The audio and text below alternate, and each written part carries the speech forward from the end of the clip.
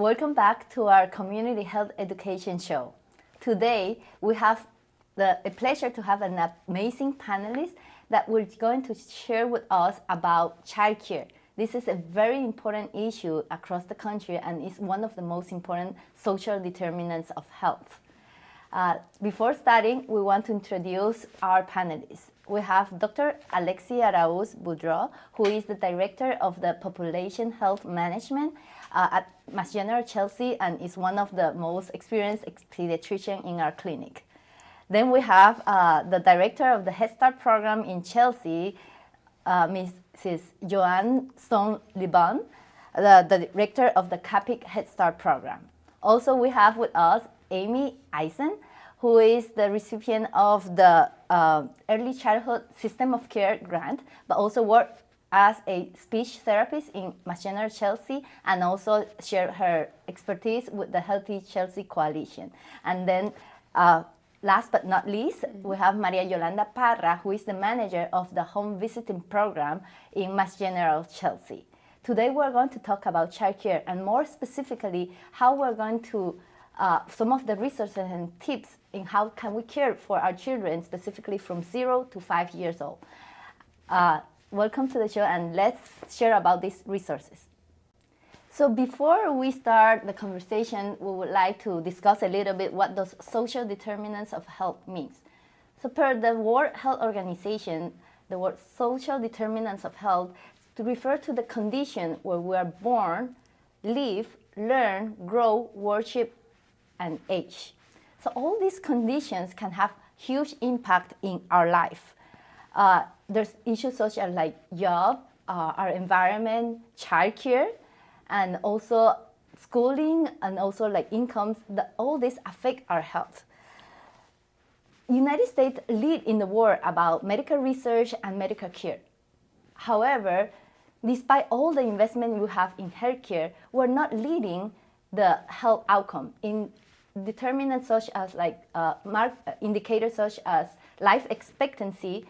Being U.S. the first in medical research and medical care is not having the best outcome. We are in the 31st place behind many other countries. So it is time for us also to lead in outcome. And for that, we need to first change a little bit the concept that we don't want only to recover from illnesses. We want to protect our health. So therefore, the concept of health starts long before we even go to a clinic or we even see a doctor. But then there is also our opportunity. That means that even before we see a doctor, we have the opportunity and we should get also the capacity to protect our health. It is proven in many other countries also that the investment in supporting ourselves, supporting us as humans, supporting this condition where we work, where we grow, where we learn, and where we go to school or where we worship and age, is how we can support better to have our health. With this, we are going to start opening the question to our panelists. So what do you see as the opportunities and what do we know about the childcare condition in our community? Well, I'll start by talking about my program. I'm the director of the CAPIC Head Start program, and we have been in business since 1965. We're a part of John Kennedy and Lyndon Johnson's Great Society. And unfortunately, I do usually get to say that, sadly, being part of the war on poverty, we have not won that war on poverty at all. And in Chelsea, we see a lot of poverty. The program was enacted to help the neediest families in the community in which those families live. In Chelsea right now, I have 120 families living in the city, living in poverty. There are great risk factors that affect our families, and those risk factors really range from being at risk for health conditions such as asthma, disabilities, speech and language delays, largely because some families do not get early intervention services, do not see their pediatricians as often as they should. Some of our families, sadly, slip through the cracks. But in Head Start, once we do get our families enrolled, we are there to support the entire family. Our program serves children who are 3 years old to 5 years old, and our mission is to get children ready to be successful, to go on to kindergarten, and not only do great when they get to kindergarten, but have a lifelong love of learning and be successful for the rest of their lives. And we have families that come back with I've been with the program for 25 years, and we have families that are coming back with their 20-year-olds. And I get to see families whose children are now graduating from college and good colleges, and they're traveling, and they will be getting good jobs, and they will be successful. But it doesn't happen overnight. And as one of my colleagues said earlier today when we were speaking, it does take a village. And in Chelsea, we are a village of participants who collaborate and work closely together to share many of the resources that we have. So in Head Start, we provide a myriad of services that include having home visiting services through our family advocates, as well as the most obvious part of Head Start, which is our classrooms. And our classrooms are really structured to get children ready to be successful through a variety of curriculum that we have that focus on literacy skills, math skills, language skills. Most of our programs have bilingual teachers, so we are also supporting the children's primary language, and we encourage parents to support those primary languages. And don't worry about teaching English at home if that's not your language, but to stay with that language and to encourage that language so that children feel proud to speak that language, and in turn they'll go on to teach their children how to speak that language. We do have challenges in Head Start, and we have challenges in all of our early childhood programs. Of course, funding is always a challenge, and getting parents fully involved in the program can be challenging. In Head Start, we have so many things to offer to our families, from training opportunities to even family engagement opportunities that are designed to be more fun, to get families connected to one another. When families connect with each other, all kinds of things happen. People feel more positive about themselves. They might even arrange informal babysitting times, go to coffee together, and not feel isolated. In Chelsea, some families, I think, are just feeling isolated and don't know where to turn. In our program, we're here to connect our families to those resources, to their pediatricians. We are very much focused on the health care of our kids, making sure that kids come to school every day that they're healthy, and attendance is something that we monitor very closely. So I know I've said a lot, and no, I think that are like amazing. Kind of open up also for the other panelists. Can you describe a little bit what do you see that we're facing in our community, and then what are the challenges that you have facing, but also the opportunities that you can get to help to support childcare in our community? I'm happy to just sort of zoom out and build off what Joanne said. So when we think about kids in the 0 to 5 age range, that's actually about 4,000 children in Chelsea, and we might not think about this population that often, but it's a lot of children. We have about 55 kids born every month, wow. And that's a huge opportunity. And we know that when children are born, their brain is a quarter of the size that it will grow to be by the time they're adults. And within the first 6 years of life, it grows to 90% of that size. So we have a tremendous opportunity in those first 5 and 6 years to really do a lot that will set the foundation for learning. And in terms of childcare, just one other interesting point that we found with our work with Healthy Chelsea and the Community Coalition is that in our community of Chelsea, about 33% of children are able to go to early education programs. So that could be in a school like Head Start or a licensed home-based child program. And that's much lower than the state average, which is 59%. So I just wanted to raise that as both a challenge and an opportunity. As Joanne mentioned, I think that this is a great opportunity to really invite all the people watching this program that are part of this community, because we are building this village for all the families. And in Chelsea, many of the families are immigrants or refugees, and they don't have that natural environment. So helping them and supporting them to continue to connect, and so they'll reflect on their children feeling part of the community and socializing at different levels. So I see the opportunity as the amazement of human development, right? Children are born with their brain being a sponge. It soaks up everything in its environment, and that's how it develops. When around it there's a lot of pain or not a lot of stimulation, it closes down and doesn't flourish. When there is pain, it actually learns to be hyper alert and defensive. But when there is joy and laughter and connection, the brain blossoms. So the opportunity that we have is our children, developing them into fabulous contributors to our society. That's amazing words. Like, thanks. And it's like, this is a huge opportunity. Our children is going to be our future, not only our health. Like, thanks. So then, like, from there, then we're talking about that, like, we are only having half of our children being able to go to a formal program. But then there's some challenges for our community in Chelsea that, like, 2/3 of our children is not going to a program. What are the risks for those children that do not go to a program, and how we can support, and what would be the opportunities for us or resources for this group of children? I think part of the risk for children who don't go into formal childcare arrangements can be isolation. That's not to say that all children should go, but a lot of times what happens is that our children become isolated. They're only working with adults or interacting with adults. They don't have the ability to interact with other children and learn the give and take. Don't necessarily start to bring out their language skills.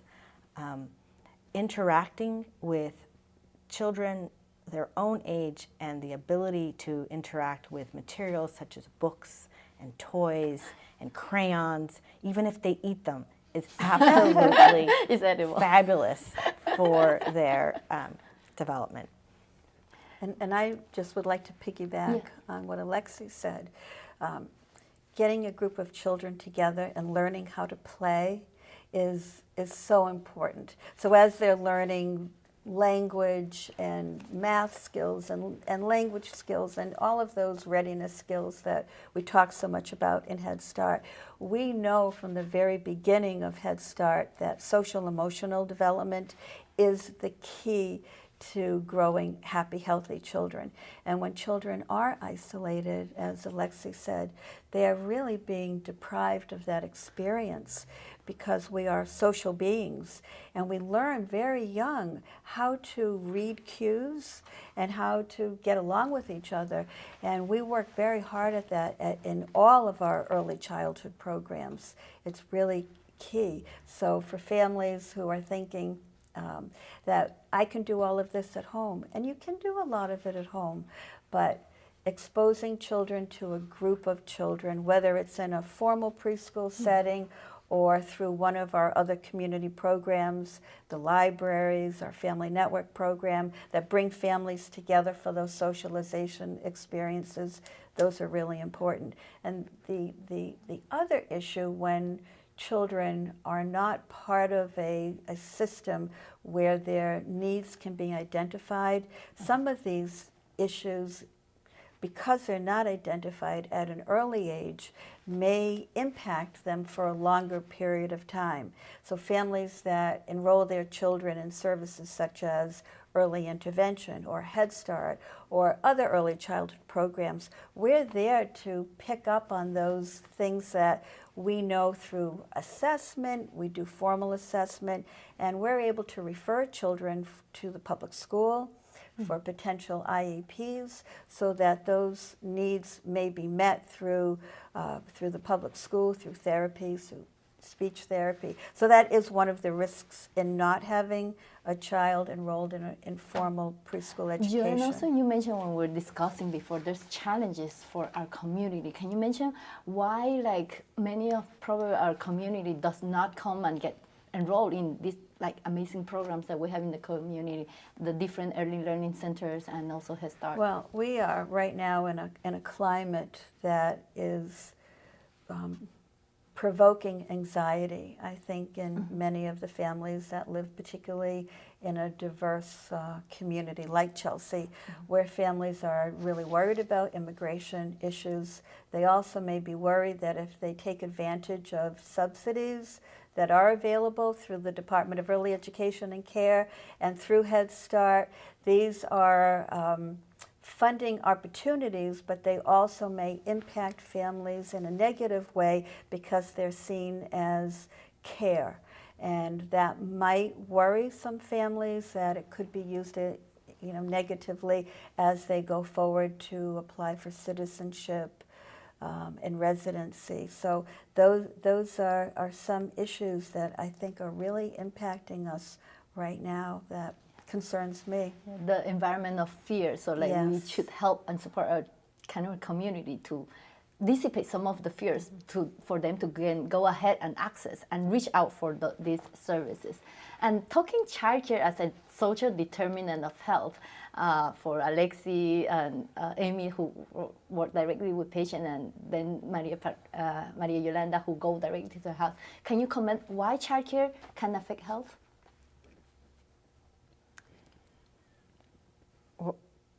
Well, I think the link between health and link between education and long-term health has been long established. So people who are more educated at every rung of education tend to live longer, right? And that starts really early. You can see that there's already a gap in kindergarten between language skills that only continues to increase. And many times teachers will say that by third grade, they know who's going to drop out of high school. Wow, that's concerning. Yeah, and just to add on in terms of the importance of the early years, by age 1, even before children are talking, they're understanding so much about what is being said to them. They can understand directions, they understand the name of things, and so these are things that we want to be looking for very early. By age 2, they understand directions with 2 steps. They understand what are opposite words, up and down and big and little, and they're starting to put 2 words together, and a lot of times we might think, oh, these skills can develop a little bit later, but we expect them to develop early on, and so we want to be looking for those, and as Joanne said, do everything we can to make sure that we all know what we're looking for and how to support families.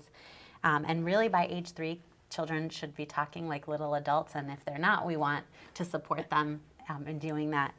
And just also wanted to really clarify what I think you had mentioned as well, which is any language that you speak to your child is fine. It can be English, it can be Spanish, it can be Chinese, it can be Russian, it doesn't matter. Somalian, Arabic, Yes. Nepalese, Cambodian that we have A lot in our community. Yeah, as long as your children are hearing a fluent model of speech, that is the most important thing. And whether they start school at age 3 or age 5, they will learn English if it's a second language. Children can learn 2 languages or 3 languages just as easily as they can learn 1. And we have misconceptions, I think, about that. So that also, if you're not speaking your home language, that can have long-term impacts on family relationships and your health as well. I just have to add that in our classrooms at the end of the year, our children, our Somali children are speaking some Spanish, our Spanish children are speaking some Somali and some Arabic, There it goes. and it is just the most fun thing to watch, the languages develop and how adept the kids are at picking it up and how comfortable they are. And it's just a beautiful thing. So that goes to our next question. How then, like, being this people with all these different barriers and fear at home, how can we connect them to the resources? What are the places? What are the people that we to go place or that we can share? And Maria Yolanda, can you kind of discuss a little bit that you go into the home environment and reach out for this? Yeah. So once the families are connected with our program, and this is just one case because there are a number of ways that they can connect to resources, but the home visitors identify what are the goals and that the family has, and then they share the resources. Many times what's happened is that the family has the information about the resource, but they need that guidance. They need that someone that can help them to go to the place and really show them and teach them how to get involved with those resources. So those are the things that we see very commonly. But there are plenty of resources here in Chelsea. Amy can tell about a resource that we have through the Art Chelsea, which is OCM. Art Chelsea. Yeah, the website. The website, ChelseaMA.org. Yeah. Yeah, that has a lot of information about different resources in the community. And so that's another place. Another way is going to Head Start. Head Start has wonderful resources, incredible resources for all the families to connect within the community. Yeah, I think what's exciting about our ChelseaMA.org OCM is that it's the first time all of the resources were brought together in one place. So we actually have a resource guide on there, and you can click on early childhood and you have a list. And what was challenging about previous resources is they were a little fragmented. And so, you know, Joanne might know about something, but somebody else might not, or the pediatricians might, and so on. So now we have them all in the same place, and we want the community to actually update their own resources, make sure we have it accurate. And there's also event calendars on there so you can see what's going on a weekly basis. So as we're talking about social determinants of health, it strikes me that we are in a community that has a lot of rich resources, but we also have many families that are dealing with challenges, parents who are working 2 jobs, who might not understand the language structure, parents who never had this modeled for them. So it can take a lot of energy to figure out the mechanics of how do I access a resource and how do I get there. And I think that's what's invaluable about many programs that actually have people who are from the community, who connect with the family, and sort of act as an ambassador. And also can help families figure out, so if I have 2 jobs and I'm leaving my child with grandma, how do I get grandma comfortable enough? Are there any transportation logistics that she can actually make it to the library for reading time?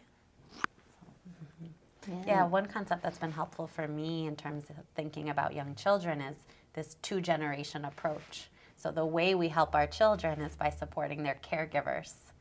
So we sort of do both simultaneously in the work that we do. Yeah, and Joanne can mention a little bit about the family advocates and also all the programs that we have, like the Healthy Family Alliance, and also there's other like the Chelsea Collaborative and other community agencies that do have some support. Like, can you mention a little bit?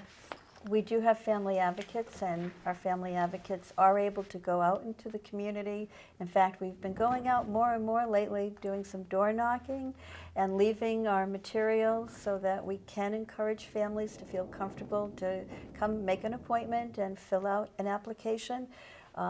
We do meet the federal poverty guidelines, so some families may easily qualify for our program, and those families that don't, if families do come to us, we do have our own child care resource guide that we will hand out to them.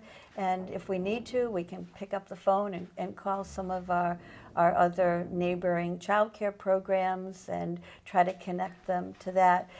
My own agency, Community Action Programs Intercity, also known as CAPIC, we also have another program called the Child Development Center, and they're serving children birth to 5, in addition to an after-school program that serves kids who are in school with transportation, excuse me, and a summer camp program that's serving that similar after-school population. we also work very closely with the MGH pediatricians in all of our communities, and I do rely heavily on them to make good referrals to us. And a good referral is just any family that they think could benefit from being in our program. So tapping into all of the rich resources that we have and communicating the way we frequently do with each other and finding out who are the families that are being underserved, and then picking up the phone and making sure we make those meaningful connections with families. It sounds like we're pretty connected and there's a lot of resources, but as Amy mentioned, 2/3 of our children are not kind of like connected formally to a formal program like the Child Care or the Head Start program or the Child Development Center. For those, and you were talking about the two generations, the grandparents, also extended families. Sometimes we leave our children because we have 2 jobs. We have to, our community member has to rely the care of their children to their friends, their family, the aunts, the sister. For those parents, do you have any tip or resource for them to access this type of support? Well, one resource that I think is really great to share with everyone is the Boston Basics. And if you go to their website, you can find information in multiple languages. And basically, they say here are 5 simple things you can do with children anytime you're with them. And it can be a parent, it can be a grandparent, it can be a friend, it can be a teacher. And so the first is maximize love and minimize stress. So making sure you have that emotional connection. The second is talk, sing, and point. So talk about what you're seeing, sing songs, point things out. Count, group, and compare. Talk about these early developing mathematical concepts. Explore through movement and play, so that physical, motor development is very important. And then the 5th is read and discuss stories, because children learn so much through seeing things that might be outside of their immediate Chelsea surroundings but relate to the world. And so I love those as just 5 simple things we can keep in mind. And the Boston Basics website has some very nice flyers and things you can print that you can put on your fridge and think about. And another nice resource is this app for your phone called Vroom, VROOM. And it basically gives you short little activities, tips you can use when you're with children. So one might be singing a song while you're changing the diaper, or another might be counting the number of Cheerios on the high chair tray. So I like them because they're very simple, family friendly, and then you can kind of mark down when you do them. So I think those simple tips are helpful. Maria Yolanda, can you tell us a little bit what the home visitors do and what are the tips that they would share with the families? Basically, it's going back to connecting and relationships. There is nothing that stimulates more the brain than a relationship. So it's putting aside the TV, putting aside those electronics, and really engaging in conversation and reading the cues or the intents that the child has to communicate and show what they want, what they are interested into. So it's going back to that, the importance of those simple things that we can do, everyone can do, to continue to show support for that development that happens everywhere, all the time, every minute and every second for each child. I really want to underscore what Maria Yolanda said about turning off the TV. Yeah. TV, though, is a fabulous babysitter, and everybody at some point needs a 20-minute babysitter. Having said that, it is not ideal for brain development. Children need to learn people's cues, and it's not the same when they see it on a cue. They don't need to see other children play. They need to play, right? And so we are born as social scientists, and we learn how to become human by seeing those around us and what they're doing. And so it is critical for their development that we use the screens as little as possible. It stimulates their brain in very different ways. It's a different frequency, right? Every 10 seconds a new pain versus, 5-minute conversation. Think about what that does, how you're teaching a child to hold an attention span that's much shorter, and then what happens when they get to school. It is absolutely critical that we turn off our TVs, we turn on our radios, and we start to play with our children. from our here, like this is amazing. Like yes, there's a lot of things that can become, and as parents, we really need to do a lot of this. But one thing that we should not kind of like make our children lack is the interaction with human, and that means like get away with isolation. There's a lot of resources out there that bring the children to be connected, to develop. I think there's a lot of studies that showing the emotional coefficient bring you to much more success than intellectual coefficient, which is like measuring how much math or how much letter you know. But learning, as you mentioned, how to read the emotional cues, how we can understand our own emotions, actually help the children to learn better. Because as Alexi mentioned, like when you're having joy, your brain actually flourish, and so that's where. So you have like also some tips specifically for parents, how they can better improve the skills in bringing that joy to our children, to helping them to develop better. Play with them. Play with them. Just go to their level and enjoy what they can bring to you, all the learning that happens in that relationships. And I also want to stress that is that emotional regulation that they learn through interactions is what is the best predictor of how well that child is going to do at school, because then they can be able to concentrate, pay attention, memorize, which is what they have to do at school. And that is teach from the beginning, from the first interactions that they do socially with their parents and peers and other people in their family and the community. I really like thinking about starting where the child is. So if you see your child looking at something, that's something you can talk about. Follow their lead, follow their interest, talk about their interest, copy them, copy their sounds, copy their words, maybe add another detail to what they said. That's very reinforcing socially to children, and they'll want more of that. They'll want more of your attention. They'll want more of that reinforcement, and it's so beautiful to watch that unfold. And if your child is in school, in a preschool program, find out what they're doing. Because we all know that when you ask children, what did you do today? They say nothing. But we know that's not true. We know that they've been doing a whole lot of things. So, and I know parents are busy, you're working, and you might be working 2 jobs, and you've got to race off to something else, but it takes very few minutes just to ask the child care, the teacher, what went on today? What were you doing today? And then talk about that, as Amy said. Bring what happened in school into the home as well. And I have to piggyback on what Alexi said about screen time. I can't say enough personally about the damaging effects that I see in parents giving their children tablets. Now that we have tablets, it's not even TV anymore. A lot of our kids aren't even watching TV, but they're interacting with their tablets. And their tablets are very static devices. They're not learning social cues. They're not learning how to interact. And sometimes when we talk to parents about their children's challenging behaviors, for children that have an issue with self-regulation, the parents say, well, they're fine at home.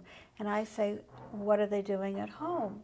They tell me that, well, they have their iPad and they're fine. Well, they're using the iPad as a babysitter, and the children aren't learning how to get along with each other. And when children learn how to get along with each other and are able to make friends, friendships are very, very important. So supporting those friendships and turning off your phone too. It's very important not to be on your cell phone talking when your children are trying to talk to you, particularly when your children have been away from you for a good deal of the day. This is your opportunity to find out what happened in their day, or share what happened in your day. Language, language, language. We can't stress that enough.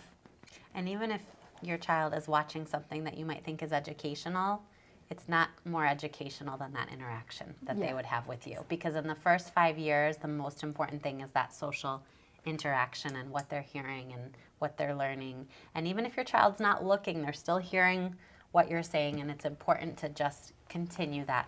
And it's not only the interaction, right? Like we are born like natural scientists. We need to explore, and if our finger only touch a wood screen, we're not going to learn a lot of things. It's through a lot of, I think that also Alexia mentioned about physical activities. It's through the different how we control our muscle is how we can also learn how to control our brain and how we can regulate the emotions. And I think I want to piggyback a little bit what you mentioned and Maria Yolanda mentioned about the stress. We're in a lot of stress. Stress is the word that is mentioned everywhere across the whole nation and the world. But if we're raising our children, we are the best role model of our children. Let us protect them from that stress at home. We should get help ourselves to not transmit this stress to our children. Let our children grow in a joyful environment. And I think that the amazing opportunity here is that through the childcare services, parents can access services to learn together how we can control our emotions and how we can regain control of our own life. So it's not only about your children, also about you being the best role model, developing that, having joy yourself, having joy with the children so we can have the better interaction and teach them how they can be a very productive part of this world. I don't know if our panelists have some last word of wisdom about the important message that we want our audience to hear about. Well, we have to continue to support parents across all systems, like better housing, access to food, better pay, sick days, so they can continue to take care of themselves in order to take care of their children. And there's a big responsibility, not only for the parents, also for the community to support those families. Mm-hmm. I think I would add, restate, play, just play. But we've been talking a lot about what parents and caregivers can do in community resources, but I really want to challenge every member of this community, right? It does take a village to grow for a child to be able to grow. And any one of us can actually make a difference and can be a mentor. Connect with a kid when you're at the grocery store, ask them a question. If there's somebody who's walking to school who always goes by your door, you see that they're having a bad day, lend a hand. I mean, the children in our community are our community's children, and we each bear responsibility for what they experience and what kind of environment and world they live in. I think it's all about support. How we support each other as caregivers and how parents support their children. And I know in Head Start, we work really hard to support every family and to listen. So I think if we listen to our clients, to our families, to the people that we're serving, parents will learn to listen to their children. And I can't encourage that enough. Listen and talk. Listen and communicate. And set limits. Parents sometimes want to be their children's friends. I think friendship comes later. Mm-hmm. Be good role models, be good parents, set limits, keep your promises. Keep the good promises and keep the promises that aren't so good. That if I said we can't do this because this happened, follow through with it. So following through, being consistent, those are things that really pay off. Children really learn by example. And that's really the learning by example, how we ourselves develop ourselves in a culture of play, of joy, of mutual support, like lending a hand, is all our children, is the children of our communities, Chelsea children, and also within the Chelsea residents, there has been amazing people that have done contribution towards for each culture and each race.